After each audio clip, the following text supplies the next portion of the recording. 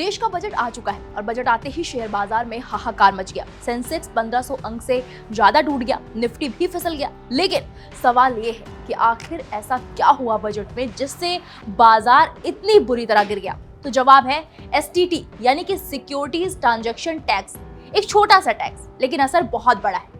आज की इस रिपोर्ट में हम आपको बिल्कुल आसान भाषा में बताएंगे कि एसटीटी क्या होता है, बजट में इस पर चर्चा क्यों हुई, सरकार ने टैक्स क्यों बढ़ाया और सबसे बड़ा सवाल, एसटीटी बढ़ते ही शेयर बाजार क्यों गिर गया।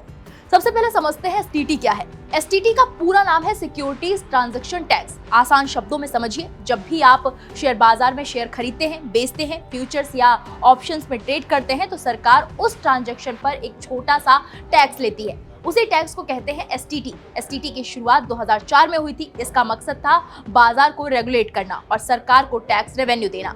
अब दूसरा सवाल, बजट में एसटीटी की चर्चा क्यों हुई? दरअसल वित्त मंत्री निर्मला सीतारमण ने इस बजट में फ्यूचर एंड ऑप्शंस यानी कि F&O ट्रेडिंग पर लगने वाले एसटीटी को 0.10% से बढ़ाकर 0.15% कर दिया। अब आपको लग सकता है अरे सिर्फ 0.05% बढ़ा है, इसमें क्या बड़ी बात है? लेकिन यहीं से कहानी बिगड़ती है। अब आपके मन में यह सवाल उठना जायज है कि सरकार ने एसटीटी क्यों बढ़ाया।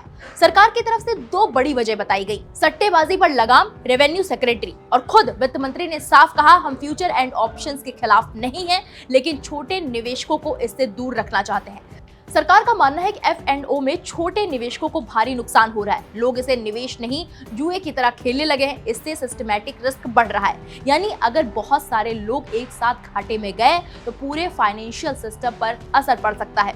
अब समझिए आपका खर्च कितना बढ़ेगा। मान लीजिए आपने निफ्टी ऑप्शन का एक लॉट खरीदा जिसकी प्रीमियम वैल्यू है 1 लाख। पहले एसटीटी लगता था 0.10% यानी कि 100 रुपए, अब लगेगा 0.15% यानी कि 150 रुपए, यानी हर ट्रेड पर 50 रुपए ज्यादा टैक्स। अब सोचिए जो लोग दिन में 10 से 20 ट्रेड करते हैं उनका खर्च कितना बढ़ जाएगा। तो अब सवाल यह है कि बाजार क्यों गिर गया। बाजार गिरने की 3 बड़ी वजह बताई गई हैं। ट्रेडिंग महंगी हो गई, F&O ट्रेडिंग करने वालों का खर्च बढ़ गया और भारत में 70% से ज्यादा ट्रेडिंग F&O में होती है। जब खर्च बढ़ता है तो ट्रेडर पीछे हटते हैं और वॉल्यूम घटता है। ब्रोकिंग और मार्केट से जुड़े शेयरों पर दबाव, एसटीटी बढ़ते ही brokerage exchange, high frequency trading कंपनियां, सब पर असर पड़ता है। इसी डर से बड़े निवेशकों ने पहले ही प्रॉफिट बुकिंग शुरू कर दी।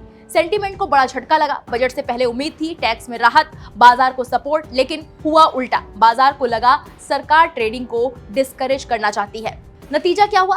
सेंसेक्स टूट गया 1546 अंक, निफ्टी गिरा 495 अंक। एक ही दिन में निवेशकों के लाखों करोड़ रुपए डूब गए। तो साफ है एसटीटी भले ही सुनने में छोटा सा टैक्स लगे, लेकिन इसका असर ट्रेडर्स, बाजार की चाल और निवेशकों के भरोसे तीनों पर पड़ता है। सरकार कह रही है हम छोटे निवेशकों को बचाना चाहते हैं, लेकिन बाजार कह रहा है खर्च बढ़ेगा तो रफ्तार घटेगी। अब देखना यह होगा कि आने वाले दिनों में बाजार खुद को कैसे संभालता है और क्या वाकई इससे छोटे निवेशक सुरक्षित होंगे। आपको क्या लगता है, क्या वाकई छोटे निवेशक इससे सुरक्षित होंगे? हमें कमेंट बॉक्स में जाकर जरूर बताइएगा अपनी राय।